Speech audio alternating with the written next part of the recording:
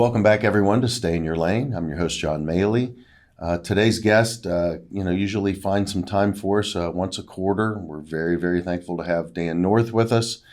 Dan is Senior Economist, North America for Allianz Trade. Dan, welcome back. First off, Thank love you. having you. Thankful for all the information you share with our viewers and with us. Crazy times economically. Everybody's waiting to see what's going to happen. Our interest rates going up. What's going to happen from a volume perspective? We got a lot of hmm stuff happening outside our economy, that we can't really necessarily control here. I'd love to share your perspective with everyone and let you have the floor. Dan North, Okay. everyone. Well, thank you, John. It's always a privilege to be here and talk to you. I do have a few quick topics to talk about. The two major tools that government has to manage the economy. There's fiscal policy, which is spending and taxation, and then there's monetary policy, which sets interest rates, basically. Let me take a look here at fiscal policy and Washington, because the same battle that we've had a couple of times recently is actually coming up again this weekend. We're looking at a shutdown again. It's not March 8th. It's the end of this week.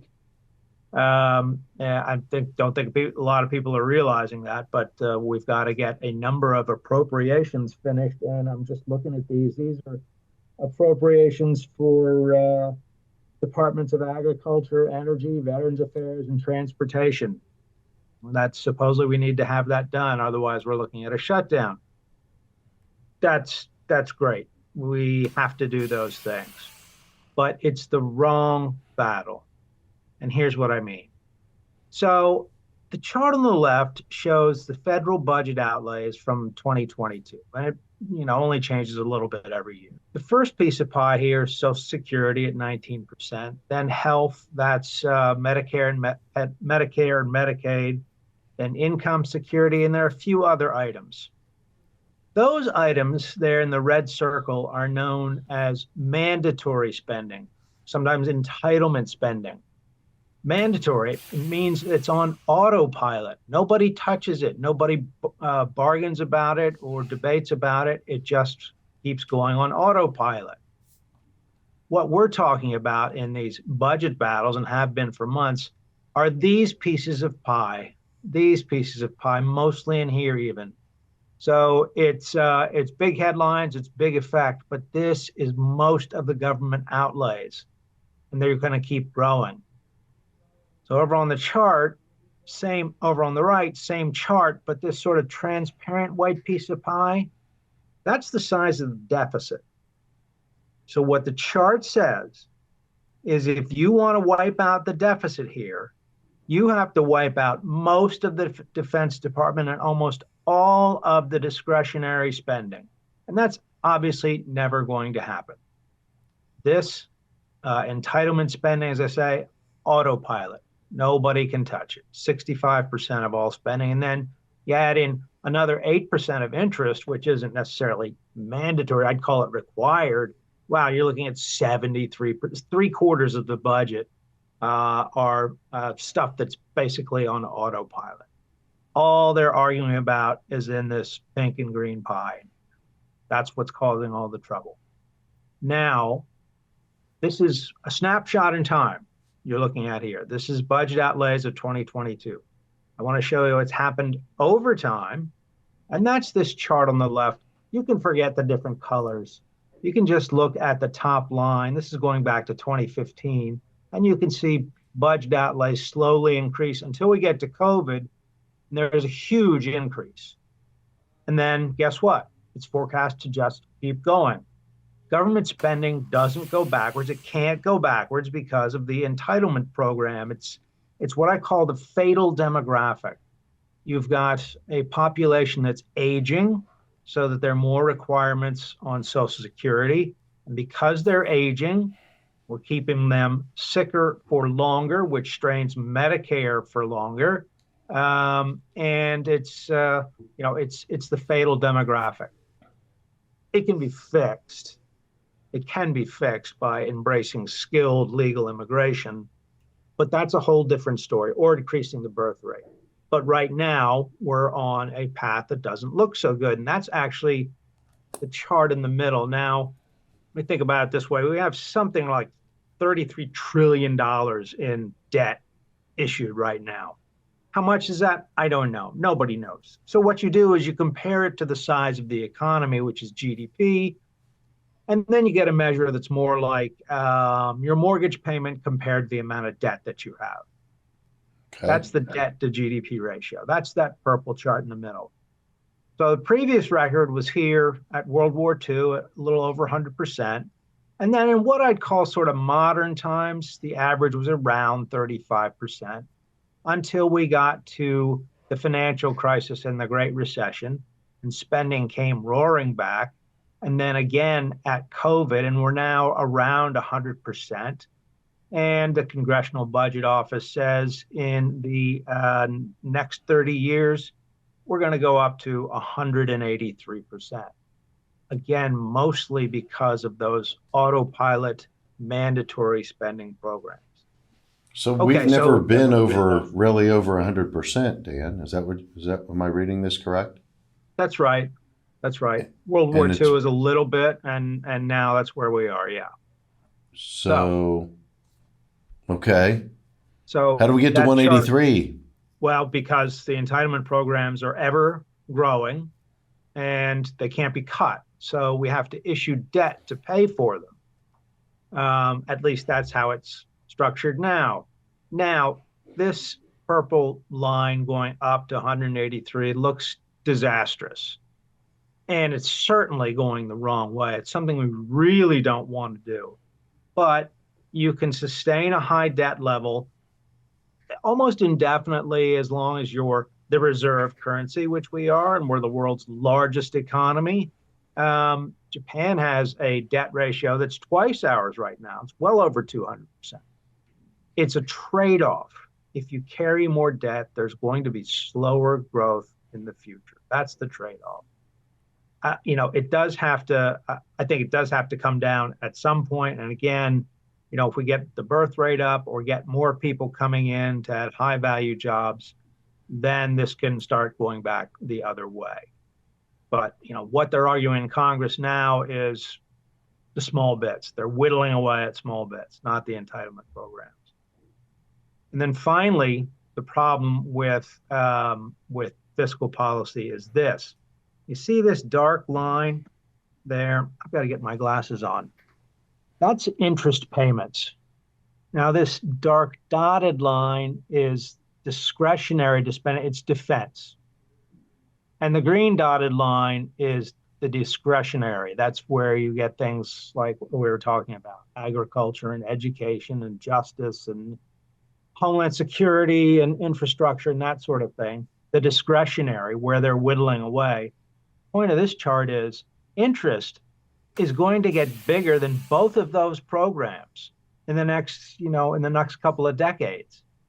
So that's a pretty bad way to manage a business, much less a government where you're paying more to keep it going than the benefit you're getting out of it. So it's like credit card debt. That's right. And I'm actually going to look at that for a second. But it's important to note, going back here, they're arguing whittling away at these pieces of pie, which is the right thing to do. Let's cut spending where we can. But this is the real battle in here, and nobody's talking about it. Because politically, it's the third rail. You try to alter Social Security or Medicare, constituents say, no, don't you touch my Social Security. I've been paying into it my whole life. That's my money. If you do that, I'm going to vote you out of office. So that's the problem, is those entitlement programs. So that's fiscal policy. Let's go take a look at monetary policy, which again is run by the Federal Reserve, who influences interest rates. And the job of the Federal Reserve is to fight inflation. Got a lot of inflation. It's their job to fight inflation by raising interest rates. There are many, many measures of inflation. Let's take a look at one. This is the Federal Reserve's favorite measure of inflation, not the only one. the personal consumption expenditures core price growth. Core means it doesn't include volatile food and energy. It's supposed to be a measure of what consumers will spend. Well, it peaked out, I don't know, back in June of 2022 at something like 5 or 6%. Other measures were like 9%, but choose any one of them, 40-year highs. Okay, now inflation is coming down by this measure to 2.9% year over year. That's from, where are we? That's from February to February. Yeah, or is it? It's January to January. Doesn't matter. But that's core numbers, right? Is that what you're sharing right. with us? So let me ask a question. Maybe you have this, maybe you don't. What if you put the energy and food into it? What does it really look like? It's substantially higher, and I will actually show you that too. You've got great questions because I sorry, no, sorry, Dan. It's perfect. You got me all fired up here. I'm dialed in. Right. So the blue line is the year over year rate. Well, you can also look at what's happening most recently. You could look at inflation over 6 months. That's in the middle chart, that yellow line. Well, that's running at 2%. And then over on the right chart, you can see that blue line over the past 3 months, it's running at 1.5%. Yeah, with a little spike there. Well, what those tell you is those two measures, those are more volatile. They change more often, but they tend to indicate that the year-over-year rate is coming down. But 2.9% is not 2%. It's a fair amount of ways from 2%, and that last bit is hard to get to. In fact, by some measures, the inflation is turning back up now. So it's not not done. Now, this is what the Fed likes. The most commonly viewed measure of inflation is called the Consumer Price Index.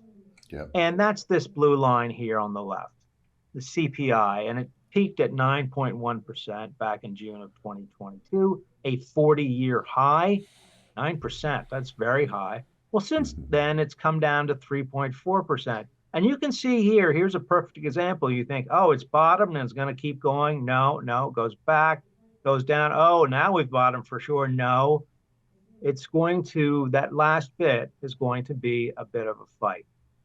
Now, okay, we went from 9.1% to 3.4%. That's a good thing, right? It is. But remember, here we're at 9.1%, and then we're at 8.5%, and then we're at 8%, and then we're at 7.5%, 7%, so forth. For a couple of years, we've been having really high inflation.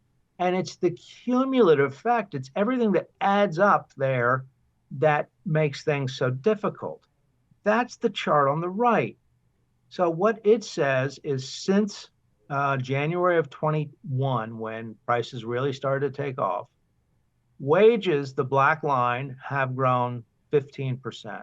But everything wage earners need to live, such as food, has risen 21%, housing 31%, and right now gasoline at 37%. And obviously, it was a whole lot more at one point. So it's that cumulative effect that makes things feel so expensive still. It's because they are. They're a lot more expensive than they used to be.